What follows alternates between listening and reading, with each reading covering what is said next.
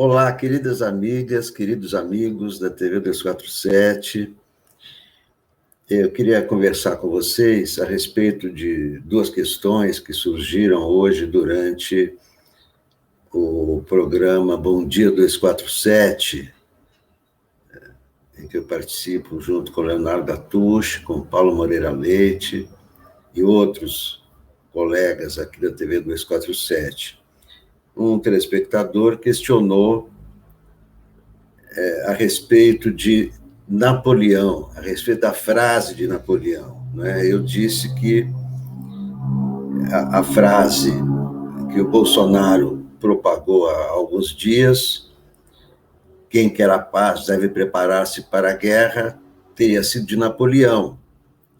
E um telespectador contestou, disse, não, a frase é mais antiga, é uma frase em latim. E é verdade, a frase si vis pacem para bellum é de Flávio Vegésio, século IV ou V, né, Império Romano. Porém, essa mesma frase, Napoleão também usava, e ele pronunciou essa frase num dos discursos para suas tropas durante Waterloo, durante a campanha de Waterloo, que foi aquela batalha famosa, que durou 3 dias, né, 16 a 18 de junho de 1815, e foi a última batalha de Napoleão. Durante essa campanha, Napoleão, num dos discursos às suas tropas, disse exatamente isso: quem quer a paz deve preparar-se para a guerra. E eu colhi essa frase nos jornais da época, nos jornais de 1815, que retratavam, naquela época, claro, não existia rádio, não existia televisão, não existia cinema, então os jornais eram detalhistas, e os jornais da época traziam discursos de Napoleão durante a campanha.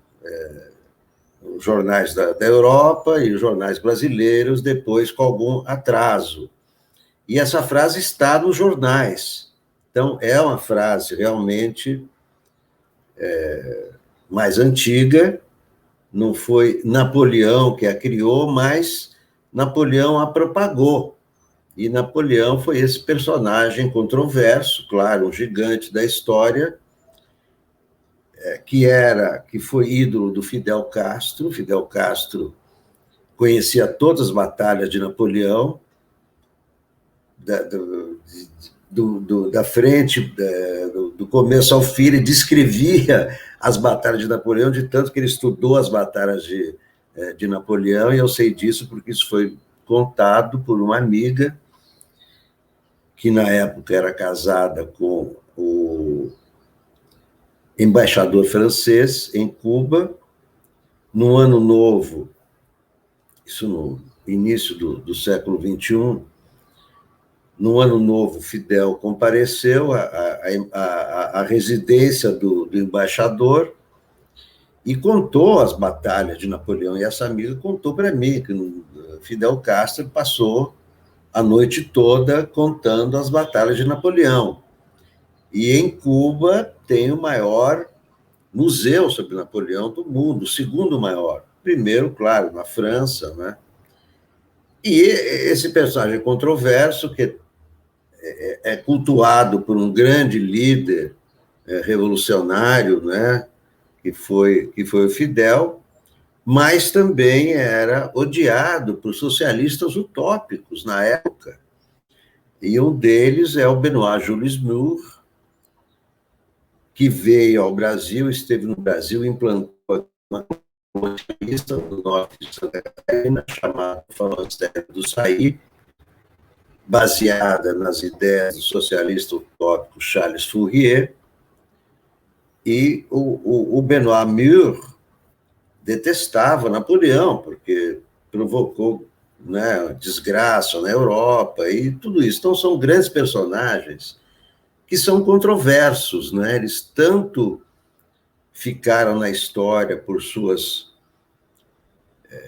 pelas novas, né, pelas novidades que eles criaram. Napoleão modernizou o Estado francês e tudo isso, e também são responsáveis, né, por grandes desgraças também. E assim também Getúlio, também hoje de manhã, durante o Bom Dia 247, um telespectador, uma telespectadora, chamou atenção para o fato de que não foi Getúlio que expulsou a Olga Benário do país para morrer nos campos de concentração alemães, mas sim o STF. Então, eu queria esclarecer o seguinte: naquela época, né, estamos falando em 1936, Olga Benário, que aqui assumiu o nome de Maria Prestes, era uma revolucionária comunista alemã, desde os 15 anos, né, perseguida na Alemanha, lutava contra os nazistas aos 15 anos, depois fugiu para a União Soviética, aonde conheceu Prestes. E ela, com Prestes, o partido, né, o Comintern, determinou a vinda dos dois para o Brasil, Prestes e a Olga Benário, com a missão de comandar uma revolução armada, né, que foi a intentona comunista de 1935, comandada por Luiz Carlos Prestes, a revolta nos quartéis, né, Natal, Recife, Rio de Janeiro, entre os dias 23 e 27 de 1935. Em março do ano seguinte, 1936, tanto Prestes como a Olga Benário, que aqui era Maria Prestes, foram presos, caso de detenção e tudo. E foram presos pelo governo Getúlio, claro, porque a intentona comunista, claro, queria derrubar o governo Getúlio. Evidentemente que o Getúlio, já naquela época, embora ainda não tenha sido decretado o Estado Novo, seria no ano seguinte, mas naquela época ele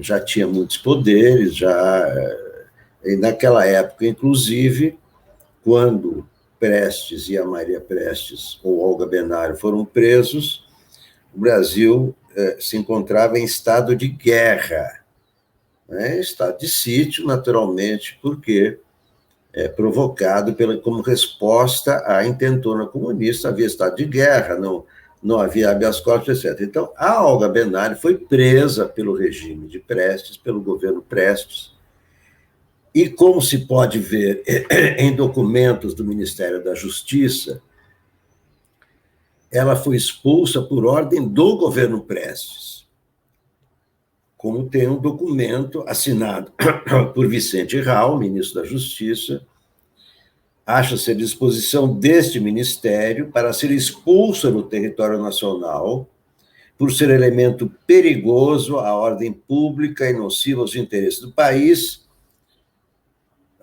Maria Prestes ou Olga Benário. Então, quem pediu a expulsão foi o governo brasileiro, atendendo a um pedido de extradição do governo nazista. Getúlio Vargas era simpatizante de Hitler. Ele felicitou Hitler pelo seu 50º aniversário. Getúlio fundou o DIP, aí já em 1939, como cópia do Ministério da Propaganda de Hitler, o Ministério de Goebbels. Isso também está documentado, porque Getúlio enviou para a Alemanha nazista o seu chefe de gabinete, e uma das coisas extraordinárias das palavras desse chefe de gabinete era o Ministério da Propaganda de Goebbels, que mantinha a imagem de Hitler presente em todos os meios de comunicação, 24 horas por dia, é claro, somente o lado positivo, beijando criancinhas, e etc., etc. E Vargas gostou muito dessa ideia e criou o Departamento de Imprensa e Propaganda também. Claro, consiste primeiro em censura, né, das críticas, evidentemente, e o culto à personalidade, né? Tanto que hoje, graças ao DIP, tem rua Getúlio Vargas em todas, praticamente em todas as cidades do Brasil, menos São Paulo, porque São Paulo era um bastião de resistência a Getúlio Vargas. Então, o que aconteceu? Houve um decreto de expulsão da Olga Benário do governo. A defesa de Olga Benário, que era chefiada pelo advogado Heitor Lima, pediu habeas corpus ao STF, pedindo que ela não fosse expulsa. Então, a expulsão foi determinada pelo governo Vargas, assinada pelo Getúlio, assinada pelo ministro da Justiça, Vicente Raus. O advogado da Olga Benário, Heitor Lima, recorreu ao STF para que ela não fosse expulsa, para que ela simplesmente continuasse presa no Brasil, fosse julgada aqui no Brasil. E o STF não concedeu, alegando, inclusive, que o habeas corpus estava suspenso na época, porque o Brasil estava em estado de guerra. É isso que eu queria esclarecer para todos vocês. Muito obrigado.